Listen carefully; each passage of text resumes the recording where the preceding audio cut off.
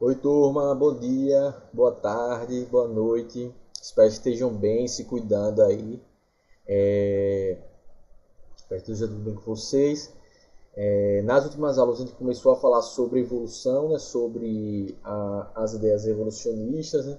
Então trouxe um pouquinho dos contrapontos, né? Primeiro entre as ideias do fixismo, né, que aí se englobam também as ideias as ideias do criacionismo, né, do fixismo, daquela ideia dos organismos imutáveis que não se modificam ao longo do tempo, que têm suas características fixas, que todos surgiram ao mesmo tempo, que não existem novas espécies, que não existia nada disso. Né?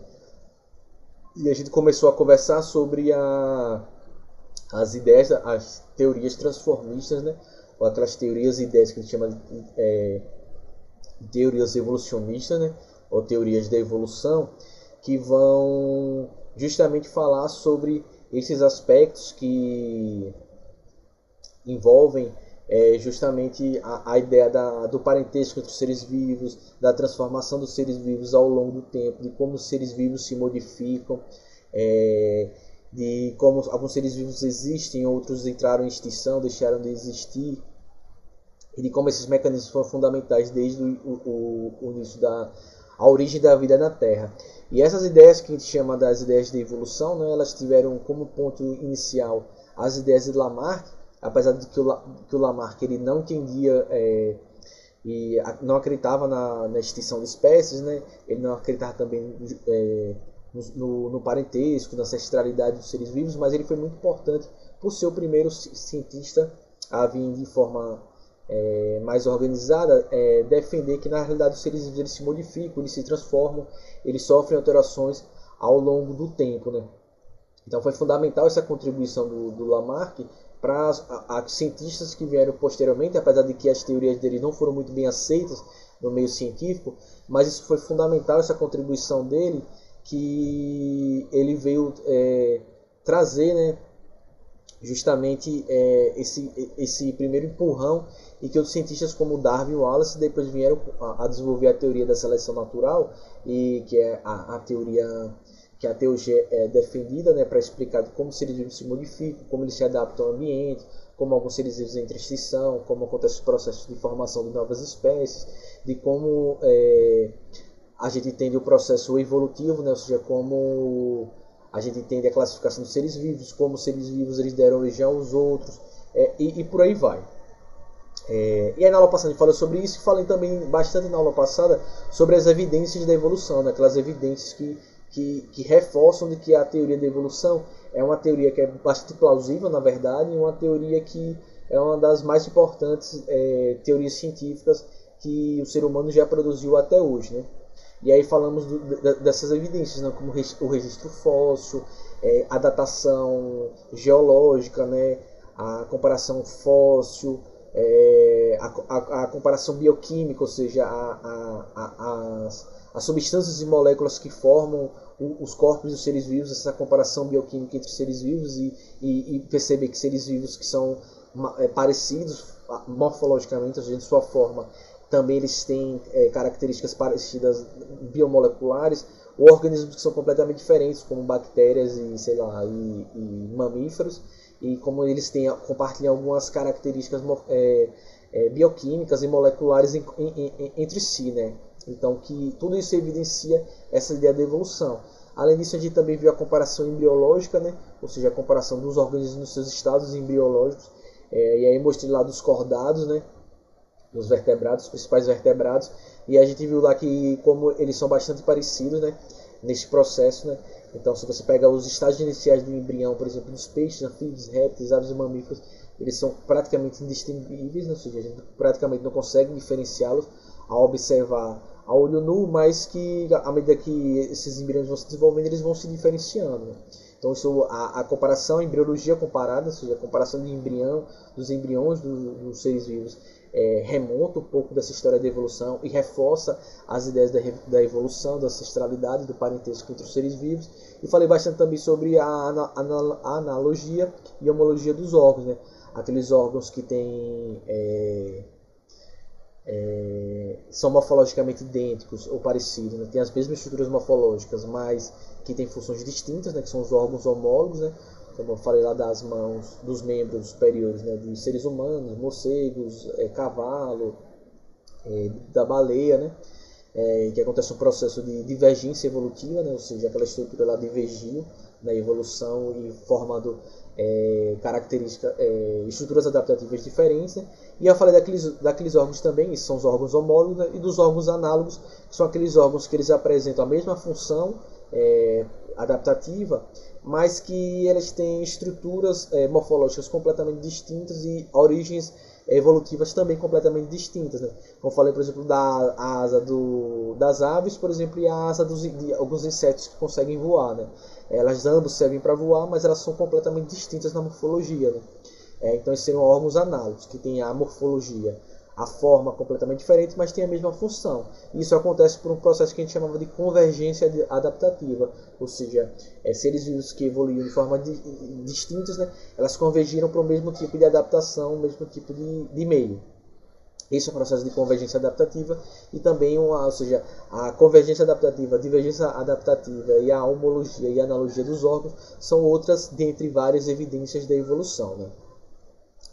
Mas como eu falei para vocês, tiveram uma série de aspectos que o Darwin e o Wallace eles não conseguiram explicar na sua teoria da seleção natural, por exemplo, como os mecanismos que levam à diversidade biológica, como características podem surgir e desaparecer dos seres vivos, ou seja, como novas características adaptativas podem surgir e favorecer um determinado organismo ou um conjunto de organismos dentro de uma população. Eles não conseguiam explicar exatamente, eles compreendiam que esse mecanismo acontecia, mas eles não sabiam os fatores que levavam a que esses mecanismos e essas estruturas surgissem ao longo da história e do processo evolutivo das espécies, né? Isso era uma limitação de conhecimento da época mesmo, né? Isso só foi possível a partir do surgimento da genética, né? No início do século XX, a genética propriamente dita, né? A gente viu que o Mendel ele trazia suas contribuições bem antes disso, mas a genética, enquanto área científica e enquanto aprofundamento da compreensão do DNA, das divisões celulares e por aí vai, ela só surgiu lá no início do século XX, lá nos anos de 1905, mais ou menos por aí, né? E seu grande desenvolvimento nas primeiras décadas, né? Então, desse surgimento dos anos de 1900, né? Do século XX, né? E aí essas novas evidências da genética, elas permitiram a reinterpretação da teoria evolucionista de Darwin e do Wallace, né? À luz, né? Ou seja, a partir das descobertas sobre a hereditariedade. Então, quando os mecanismos e princípios da hereditariedade foram elucidados, né? Foram descobertos e começaram a ser explorados a partir daí, houve um processo de reinterpretação da teoria evolutiva. Não foi que ela foi alterada ou substituída. Na verdade, algumas dessas lacunas que eu falei para vocês, elas conseguiram ser explicadas a partir desse olhar da genética, ou seja, essa combinação da teoria da seleção natural com a genética, ela potencializou a teoria da evolução, né? Então, durante as décadas de 1930 e 1940, o conhecimento genético eles foram incorporados às ideias darwinistas ou darwinianas, né? Em uma síntese que a gente chama de uma síntese evolucionária, tal qual resultou, né? Ou seja, essa combinação entre a genética e a teoria da evolução de Darwin e Wallace, surgiu uma teoria mais abrangente, ou seja, que aquelas lacunas deixadas por Darwin foram preenchidas e tornou a teoria mais consistente ainda. Se ela já era consistente, ela se tornou mais consistente ainda, né? E isso que eu conhecido como a teoria moderna da evolução, ou que também chama da teoria sintética da evolução, né? Então, a teoria moderna da evolução ou a teoria sintética da evolução nada mais é do que essa combinação entre a teoria de Darwin e suas lacunas sendo preenchidas a partir dos conhecimentos da genética e da hereditariedade. É por isso que também, devido a essa importância e peso mesmo assim da teoria da evolução, apesar de que ela foi preenchida por esses conhecimentos genéticos, essa teoria moderna da evolução, ou teoria sintética da evolução, também é chamada de neodarwinismo. Neodarwinismo, esse neo significa novo, então seria um novo darwinismo. Então a gente pode falar são três nomenclaturas para a mesma coisa, certo? Teoria moderna da evolução, teoria sintética da evolução ou neodarwinismo. Tudo isso se refere a essa combinação entre genética e evolução para poder explicar a evolução dos seres vivos, né? Então a teoria sintética da evolução, né, chamada também do neodarwinismo, mas alguns autores eles também acreditam que elas não são necessariamente sinônimos, né? Mas vocês precisam tomar cuidado porque tem muita questão que traz como sinônimo, né? Mas o neodarwinismo ele aparece pela primeira vez, na verdade, em alguns artigos que vieram após a publicação da Origem das Espécies, trazendo algumas adições, né? Então, os cientistas eles foram fazendo pequenas modificações nas teorias de Darwin, então, por exemplo, tem um cientista, o Romanes, né? Que ele já conversando com o Darwin mesmo, e alguns ajustes foram feitos, né, nas ideias de Darwin, né? Por isso, algumas sugestões que passaram a construir o neodarwinismo. Então, alguns cientistas ele falam mais do neodarwinismo das contribuições que vieram após a publicação da teoria o livro da Origem das Espécies, mas que não traziam esses conhecimentos de genética, né?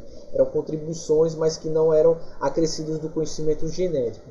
Então fica um pouco dessa dualidade aí. Mas algumas questões elas trazem misturada, como se fosse alguma coisa só. Então seria assim, o neodarwinismo seria tudo que apareceu para contribuir a aprimorar a teoria da seleção natural, mas que ainda não era genética, né? A teoria sintética da evolução ou a teoria moderna da evolução, ela sim traz esses conhecimentos genéticos, né?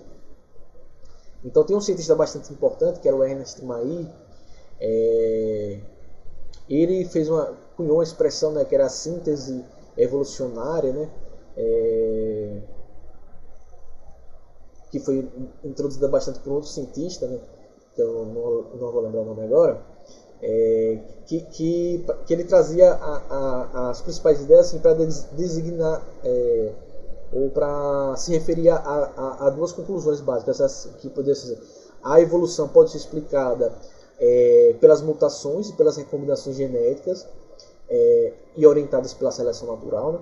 Ou seja, eles compreendiam que a mutação e as recombinações genéticas elas eram fundamentais na evolução, mas esses fatores eles eram orientados pela seleção natural. Então a seleção natural queria selecionar se uma determinada recombinação genética ou gênica e uma mutação seria favorável ou não, mas aí eles buscavam. Então a teoria sintética da evolução ela trazia essas ideias de mutação e de recombinação gênica ou genética para poder explicar os processos de diversidade biológica, por exemplo, né? E outro ponto importante também, né, que eles traziam o fenômeno da evolução. Eles acreditavam que poderia ser explicado de maneira bastante consistente, né, com base nos mecanismos genéticos conhecidos, né? Então eles acreditavam que os conhecimentos genéticos conhecidos eles poderiam explicar os fenômenos evolutivos, né? Então a teoria moderna da evolução ela incorpora o conceito de seleção natural como central, né, do darwinismo. Então ela pega esse conceito de seleção natural como algo central e as explicações genéticas para a origem da diversidade de características que foram surgindo na população. Ou seja, aquilo que o Darwin não conseguia explicar de como surgiam diferenças entre os indivíduos, como aumentava a diversidade, como surgiam novas características, vai ser explicado pela genética, né? Principalmente pelas ideias da mutação e da recombinação genética, né? Então essa seria essa combinação, né? Então, como eu falei para você nas aulas passadas, o Darwin ele não dispunha, ou seja, ele não tinha essas explicações consistentes, né, para a origem da diversidade, porque na época dele os princípios da genética ainda não haviam sido estabelecidos, né? Isso vai acontecer coisa de mais ou menos 50 anos depois que ele publicou A Origem das Espécies, né? Isso acabou, né, por expor na época a muitas críticas à teoria dele, e ele não podia responder adequadamente porque ele não conhecia isso. Mas não era que ele estava errado, né? Ele estava certo, mas ele não tinha o conhecimento para explicar aquilo que ele defendia teoricamente, né? Mas com o advento da genética, aquilo pôde sim ser explicado. E mesmo depois do surgimento da genética, né, demorou bastante.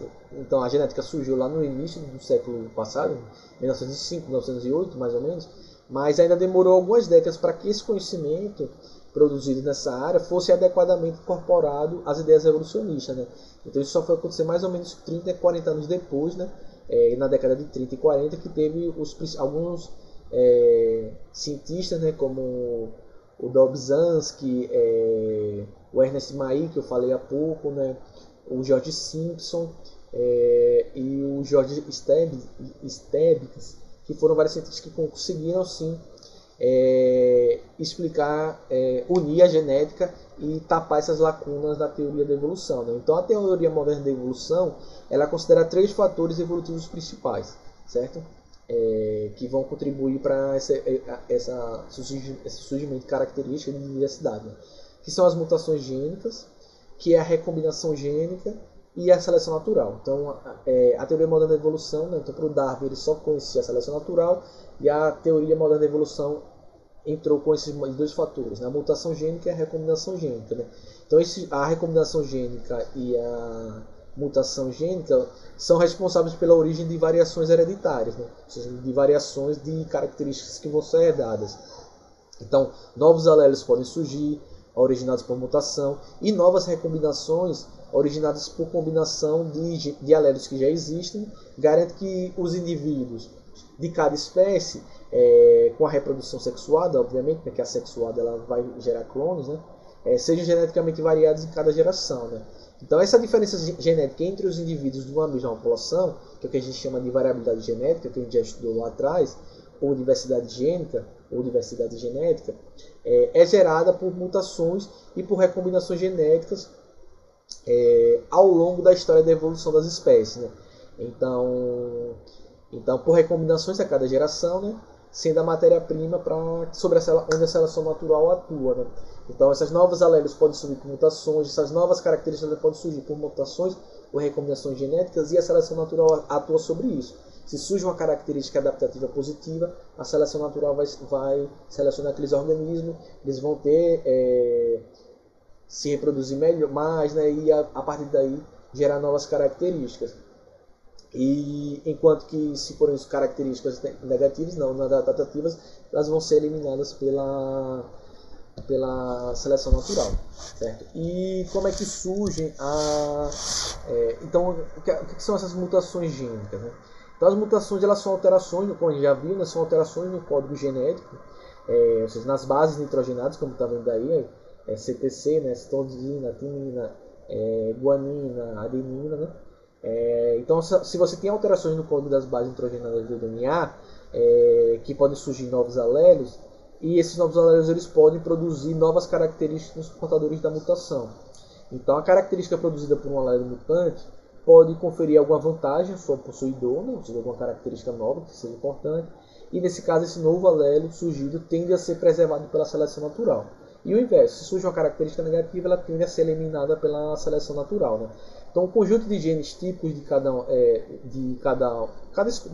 cada espécie que existe é resultado do acúmulo, né, das mutações vantajosas que vêm ocorrendo e vêm sendo perpetuado pela ação da seleção natural durante os bilhões de anos da evolução biológica.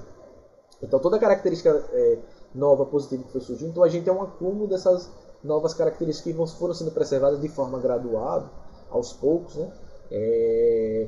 Durante a evolução biológica, né? Então, muitas das mutações vantajosas possíveis que já foram selecionadas e explicam por que a maioria das mutações que ocorrem hoje em dia é deletéria, né? Isso é o que? É desvantajosa, né? Aos possuidores dessa mutação, que tende a ser eliminada pela seleção natural, né? Então, muitas das características que a gente tem foram características que surgiram a partir de processos mutacionais e que geraram características vantajosas nos nossos antepassados, que foram sendo preservadas, e a partir daí foi surgindo a diversidade, né? Então, como é que ocorrem essas mutações gênicas, né? Então, as mutações gênicas elas podem ocorrer de forma espontânea, né? Em decorrência da própria dinâmica das moléculas orgânicas do DNA, né? Ou podem ser induzidas por agentes externos, né? Como radiações e outras substâncias que podem levar a alterações de matéria genética, né? Uma das causas das mutações espontâneas, ou seja, que acontecem de forma espontânea e aleatória no nosso corpo, é a transformação temporária de uma base nitrogenada em outra. É um fenômeno que ele chama de tautomia. É, tautomeria. A tautomeria ele pode acontecer quando você pode ter erros na multiplicação do DNA. Então, a célula está fazendo o processo de divisão celular, vai multiplicar o DNA e ela pode causar nesse processo pode ter alguma alteração de alguma base nitrogenada. Então, por exemplo, se sabe bastante que a citosina é uma cadeia de DNA, pode sofrer perda, né, espontânea de um grupo amina, né, que forma a sua estrutura, e virar uma outra que é a uracila.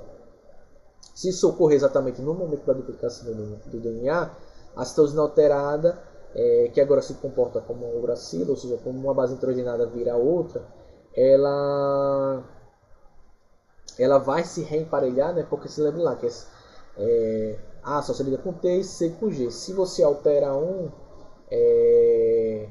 desses, ele vai reemparelhar a molécula do DNA. Então esse reemparelhamento ele vai fazer um reordenamento de alelos e pode até fazer o surgimento de novos alelos, alterando assim a molécula originada inicialmente. Então essa substituição de um par de base nitrogenada no DNA para o outro, então como vocês podem ver na imagenzinha, a gente tinha lá um T e o A que se alterou para um A e o U, né? No caso da código de antes, modificação para formar as hemácias, e o que a gente chama de anemia falciforme, que é essa anemia que a hemácia da pessoa fica tronchinha, assim, nessa forma de foice. As pessoas que têm anemia falciforme é causada por uma mutação genética, né? Então isso pode fazer, essa alteraçãozinha pode fazer alterar uma proteína, uma substância que nosso corpo produziria e que daria origem a alguma outra coisa. Então, por exemplo, ali no código genético sem mutação, a gente produz o glutamato, né, que é importante na formação das hemácias. Uma alteraçãozinha nas bases nitrogenadas aqui faz a gente, ao invés de produzir o glutamato, produzir a valina, e que faz com que tenha essa alteração nas nossas hemácias. Então, na maioria dos casos, porém, a substituição de um único par de nucleotídeos, né, de DNA, leva à alteração de um aminoácido que vai produzir, né, ou seja, basta mudar um que você pode trocar completamente a proteína e levar aqui a formação de uma substância completamente diferente, né? Só por a troca de uma base nitrogenada. Então você veja aqui como é muito específico, o DNA da gente é muito específico. Você mudar uma coisinha, você pode produzir uma coisa completamente diferente que pode levar a uma outra consequência, que pode ser positiva ou negativa. No caso da anemia falciforme, para as pessoas que vivem, as populações africanas que têm muita presença de pessoas com anemia falciforme, é muito importante porque torna elas resistentes ao plasmódio que causa a malária. Então, como essa hemáciazinha assim na forma de foice, ele não consegue invadir a hemácia e se reproduzir. Então, essas pessoas são imunes à malária, né? Então, esses locais lá que tem nos países africanos, principalmente na região equatorial, né, que tem as florestas tropicais, essas pessoas são imunes e não pegam malária e não morrem. As pessoas que não têm essa mutação, que não têm anemia falciforme, morrem, né? Pode morrer, porque a malária pode levar à morte, né? Então, isso é uma vantagem evolutiva para essas pessoas lá que vivem nesses locais que a malária é endêmica. Eles são imunes à malária por causa dessa mutação que eles têm ali, né? Além da substituição de pares de nucleotídeos, o DNA também pode ocorrer mutações por perda ou adição de um ou mais pares de nucleotídeos. Então aqui eu trouxe o exemplo de um nucleotídeo que vira outro, mas você pode ter, o DNA ele pode perder um par desses nucleotídeos ou ele pode ganhar novos pares, né? Essas mutações são muito mais drásticas, né, do que a substituição de um único par, obviamente, né, porque se você perde uma parte ou ganha uma parte,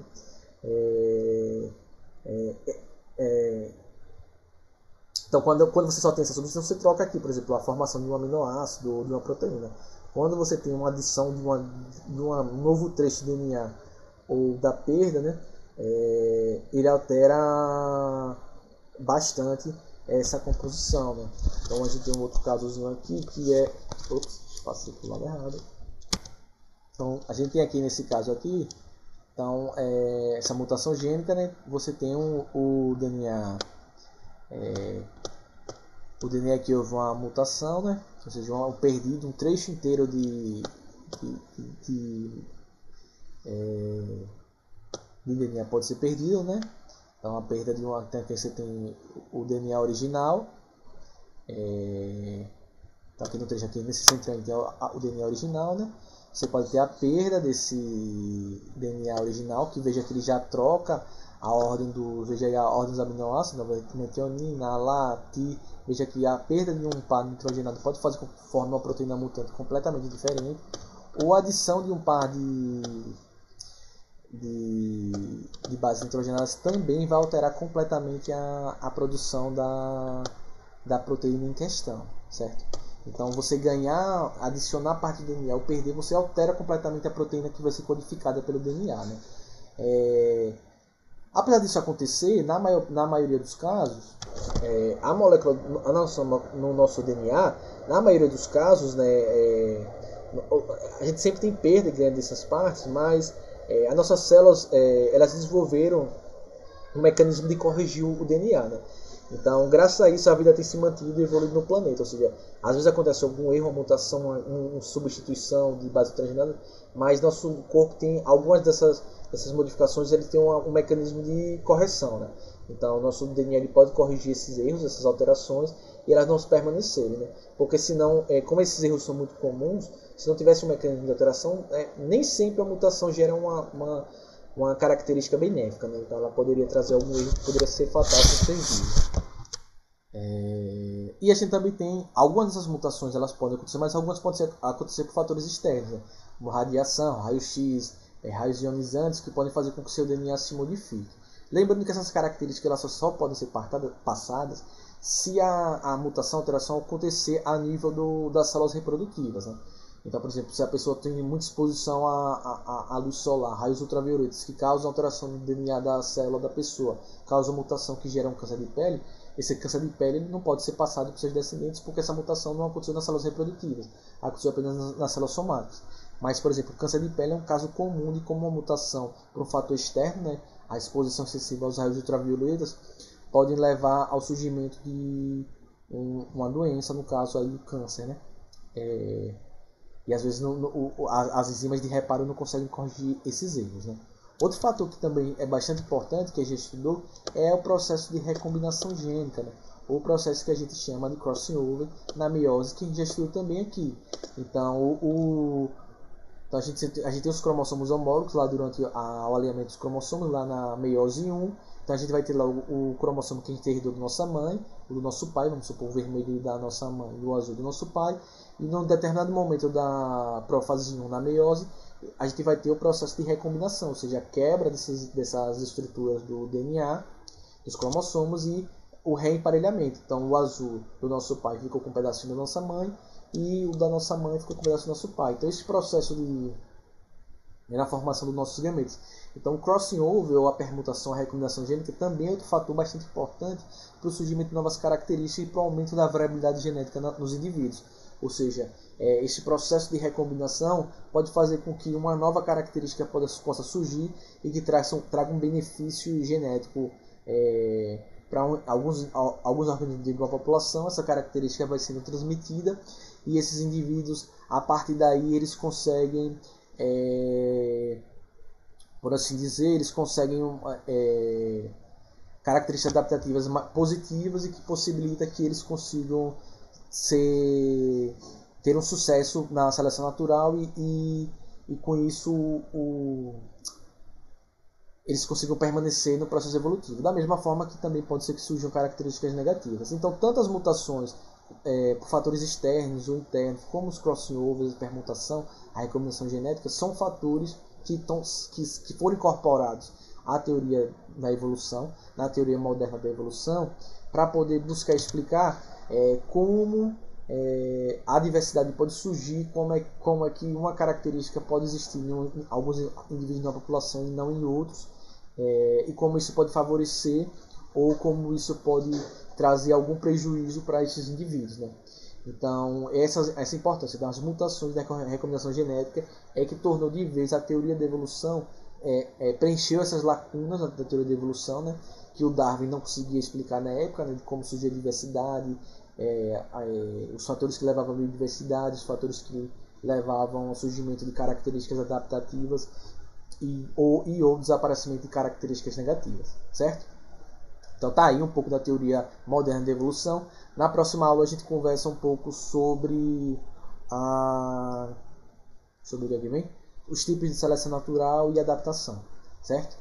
Então fiquem bem, se cuidem. Qualquer dúvida, gente, que vocês tiverem, vocês podem entrar em contato comigo pelo Instagram, pelo meu e-mail ou pelo e-mail da plataforma lá. Quando vocês vão entrar nas aulas, vocês podem acessar para tirar suas dúvidas, certo, gente? Então fiquem bem, se cuidem e a gente se vê na próxima aula. Tchau!